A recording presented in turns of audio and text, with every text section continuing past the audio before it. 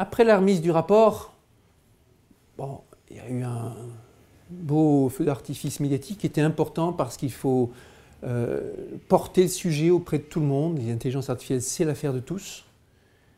Et il y a eu la définition par le gouvernement d'une stratégie ambitieuse, en particulier se concentrant sur les secteurs les plus urgents qui sont ceux de la recherche, pour être sûr que nos meilleurs chercheurs ne disparaissent pas tous dans la nature, c'est-à-dire dans les grands laboratoires de recherche américains, asiatiques. Et puis, il y a eu quelques nominations clés. Il fallait renouveler le poste de président d'INRIA, nommer un coordinateur interministériel. Il y avait 2-3 autres postes clés qu'il fallait pourvoir.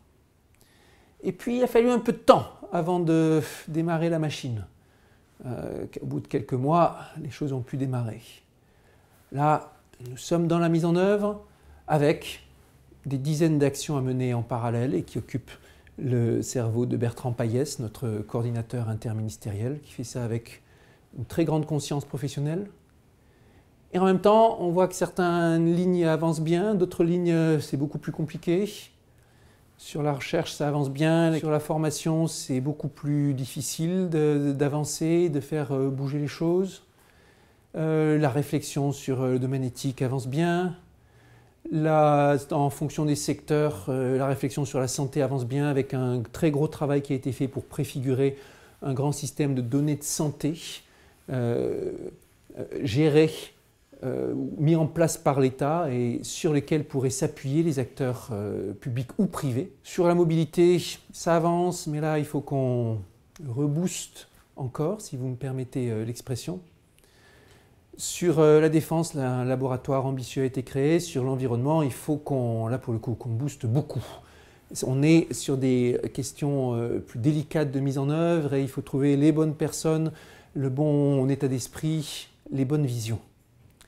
Voilà, il y a des lignes qui avancent, des lignes qui sont plus en retard et ça va être mon travail aussi de parlementaire que de contrôler l'action de l'État en la matière.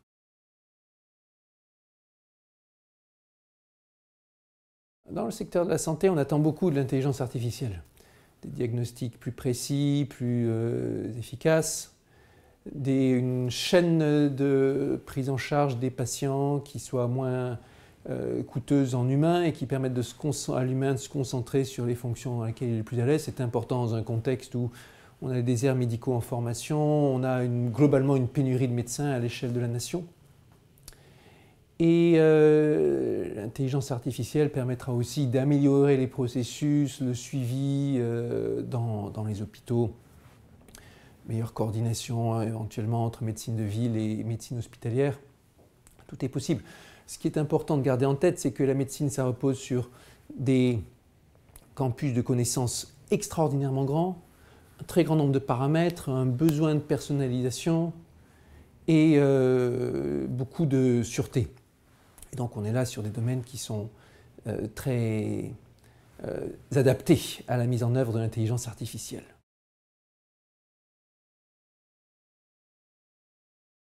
En ce qui concerne les partenariats internationaux, c'est toute une politique étrangère qu'il faut bâtir.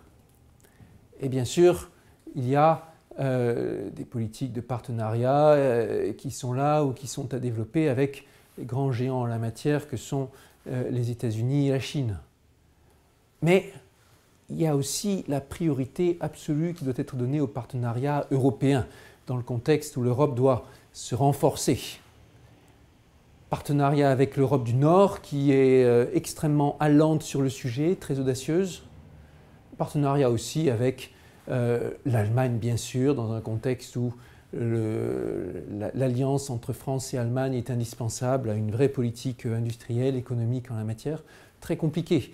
Faire un vrai partenariat sur un tel sujet entre deux pays qui ont des organisations politiques tellement différentes, mais très important.